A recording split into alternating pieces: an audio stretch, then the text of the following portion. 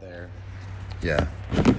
You might as well just move or, Well, by you, okay, when you river fish, we're doing the fishing report here on, what's the fucking date again? 16th? May 16th, 2022. Fishing report for Northern Illinois.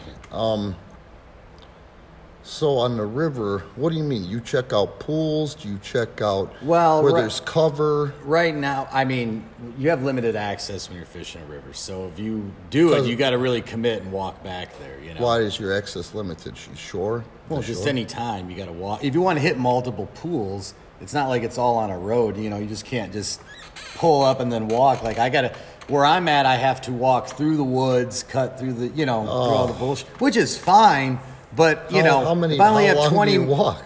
I mean, it just depends. If they're biting, I'll keep walking the creek and the river. I'll keep going. Have you ever turned around and go, fuck, I'm 5 miles from my fucking car. How did that happen? That's a good thing. That means I'm catching fish. Oh, okay. You know what I'm saying? Like, if I get that far deep, that means I'm doing pretty good. Well, in that light, you probably have more common sense than me because I'm a stubborn motherfucker. It's just a little different than a lake and a river. Yeah. I kind of know when it's going to happen. If it's not happening, I get off of it. Do people fish with bass boats, i.e., the river like the way you walk a river?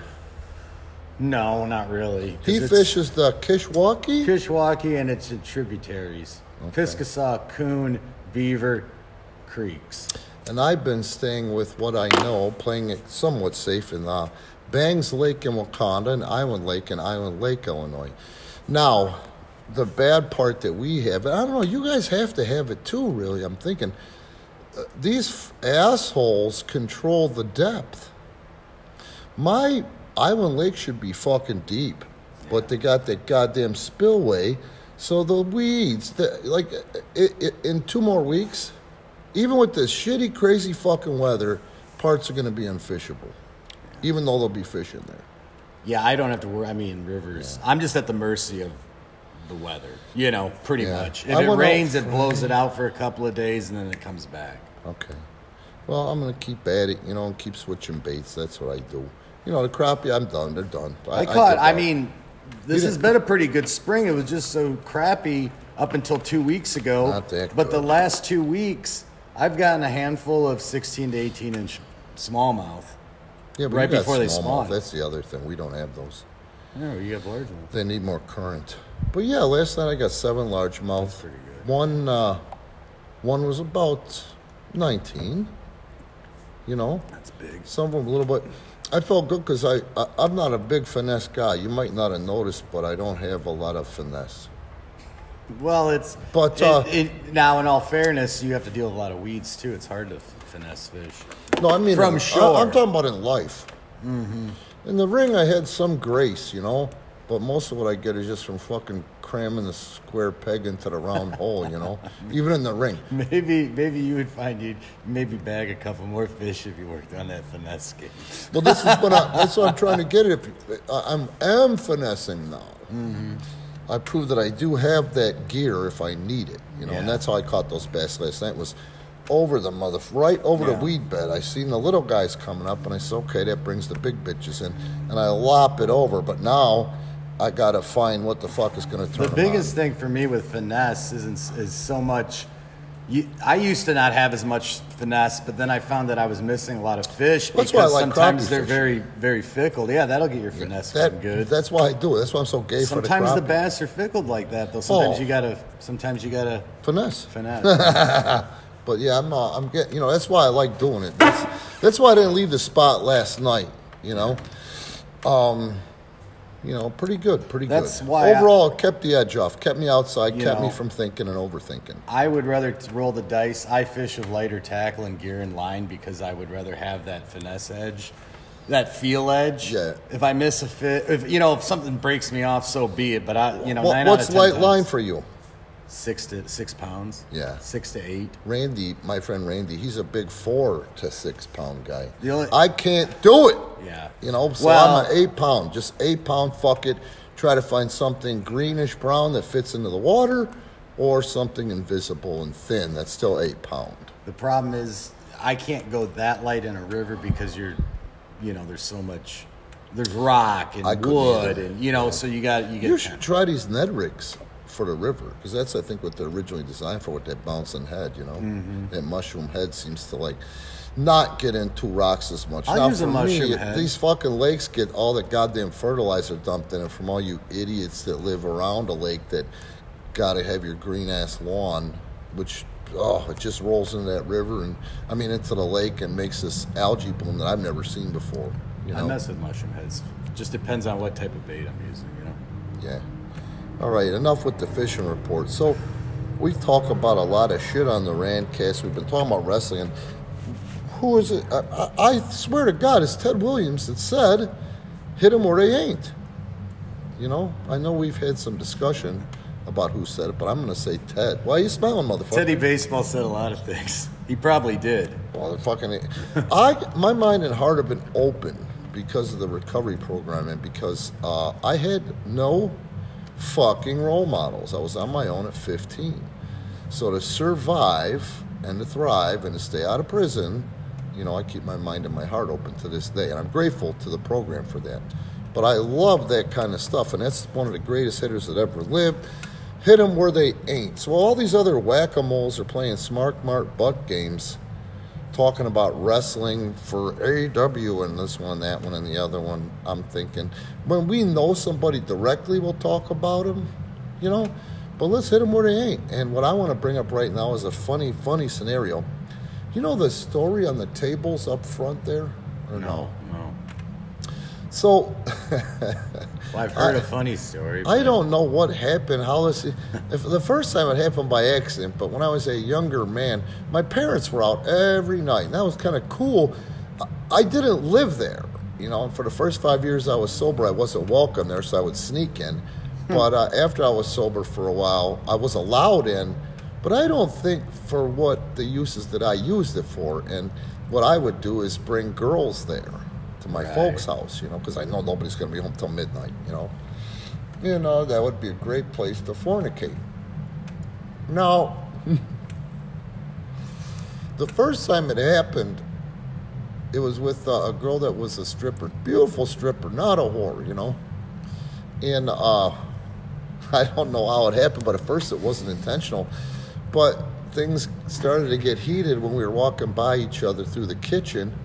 And then the shit was just on, like the switch got flicked, man, and I had her bent over the table, And then I'm like, wow, I'm in there, and all this wonderness, all this wonderful shit is going on. I'm like, this is my parents' kitchen table, And I was like, that was fucking awesome. Now, I don't know what kind of sick, maybe I was working up my subconscious resentments against them. And then it happened 2 more times on the same table. So, what do you think? Why do you think it was so awesome? After the first time, which was an accident, I made a lot of use out of that table. Well, probably because you're doing something you weren't supposed to be doing. So it's like being bad? Yeah, the forbidden fruit. I never thought of that part of it. I know there's definitely had to be some unresolved anger in there that made it that much sweeter. Sure, yeah. It wasn't like a fetish. It wasn't like a shoe fetish or a foot fetish. Right. It was just something that made it all kind of fucking naughtier. Yeah, naughtier. And also, I kind of felt like I was getting someone back for my pain. So the table's up front.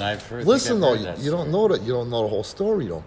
So, for the first 8 years I was married, I didn't focus on shit except making money. I was a money-making motherfucking machine, And she would handle other things, and I would just go along, So I don't know how the fuck it happened, but one way, shape, or form, can you carry that table your mom gave us, I didn't think about it, I'm in the fucking zone, making money and stressing and all that shit. Oh, fuck's sake. Put the table in the fucking car, take it apart, take it home, put it back together. And that was a couple years where I used that table, and I realized, holy shit! I boned Liz, Jen, and Corey on this table. I'm like, man, I wonder if I should keep it to myself, And after a couple of failed attempts at trying to bone my wife on the legendary table, I think I was probably a little miffed and said, you know what? I banged this one, that one, and the other one on this table. What the hell's the matter with you? And then she got all mad and shit, you know. And then within like weeks, man, motherfucker, she took that heavy-ass table down herself and put up an IKEA table. And then I said, where are you going to do that table? I'm going to put it out by the street. I'm like, you can't do that. That table's been with me half my life, you know. So I stored it in the garage, you know. A couple more years passed, and then I refinished the thing and put it back in the kitchen because it was so beautiful. Yeah. But I thought that was a pretty funny thing. And now, somehow, I moved it from that house to this place, and we've been using it. That's where you buy your tickets at, folks, just so you know. If you hear this and you buy tickets and concessions from Gianna, I lived to prove that there are more uses for kitchen furniture than you would think. The other thing is my parents' kitchen counters were very well traveled as well. The corner especially was like very convenient to sneak up from underneath, you know. Does that make me a freak, kinky, any of that shit? No, I don't think so. Because it was unintentional once I got in there. Again, happened by accident. Go, wow, the whole process spinning through my head was outstanding for the end result, you know? It's fair game in my book. I got you. Have you been watching any wrestling? Yeah, I caught a little bit of Raw last night, a little bit. What'd you catch? They opened with a cage match with Bobby Lashley and Omos. Oh, yeah? It wasn't bad. I think that was booked pretty good. Omos is limited. I think actually it's better that he was in a situation. I think you're right. Where, you know, he doesn't have to work. You can work a cage match. It's different than working a regular match. I mean, psychology is kind of the same, but, you know, they that was probably a good thing for Omos to have them working a cage. Well, they did the thing with finish Omos- where they throw Bobby into the cage and the cage breaks and then he falls to the outside because that's how you win the first time you get to the floor. So that puts over Omos' strength, but Bobby still goes over in the match. So. Well, I think Omos, I've never seen a guy that big in that proportion. Yeah, he's got huge, great proportion. man. But they in my opinion, they fucked with Paul White too much, trying to get him to do too much and making him think he's fat and all that shit. But it seems like now that they're doing this, did the crowd react to Omos? Yeah, I think because it was the opener, it was in a cage. You know, they were set up to succeed in that. You know. Yeah, because Bobby's a little lackluster too. Yeah, I mean that's a tough.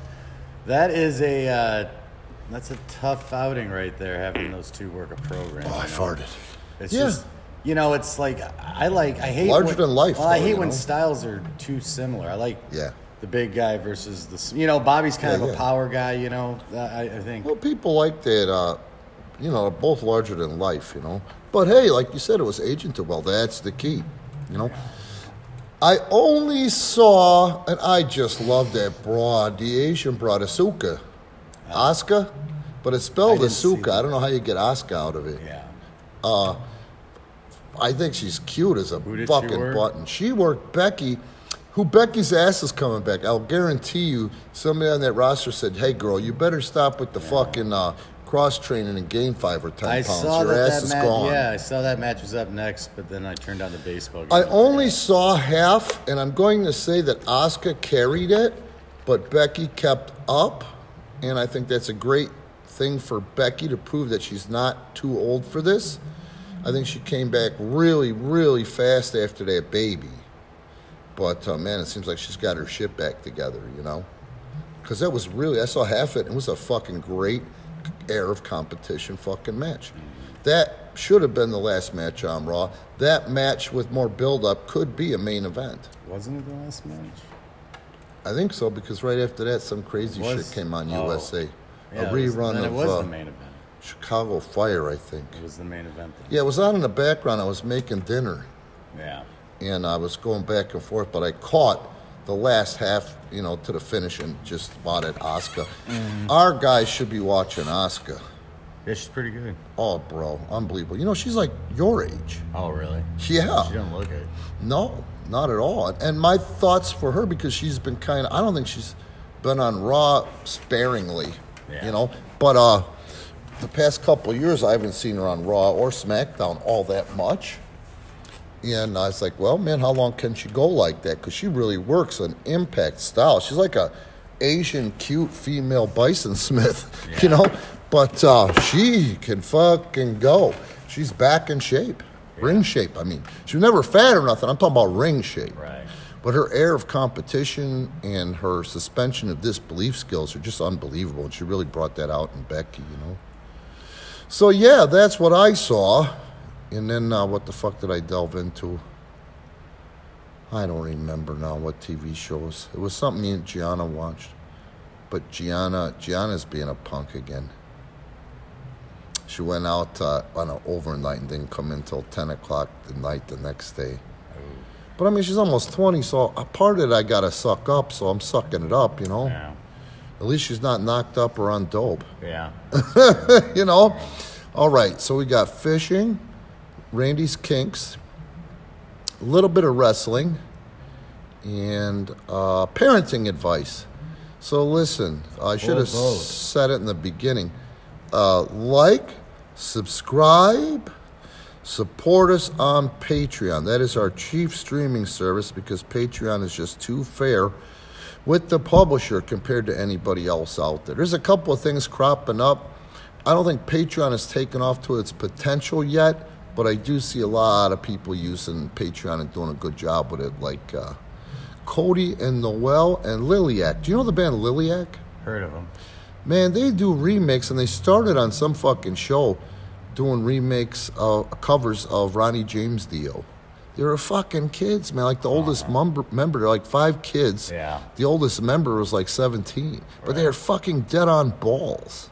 They're so good, you know. They do well on Patreon. Oh, was that a waste of your time? Yeah. All right. I blew a little whisper there to send you guys off. But yeah, like, subscribe, hit the notification bell. Rand is now in charge of content and the numbers. We're growing again. I feel so much better having control of something. Thanks for listening. Now, the rest of this podcast, which is probably going to be in one way, shape, or form the history of wrestling or something with the history of wrestling, I think we're going to talk about on Patreon, first off, how a kid from Belvedere, Illinois, Casey James, ended up happening upon a guy from the Mid-South, a guy who made his bones in the territory and ended up being, quote, end quote, gay for Dennis Condrey. Like, subscribe, comment. Not there. Yeah. You might as well just move or, you know. Well, bye.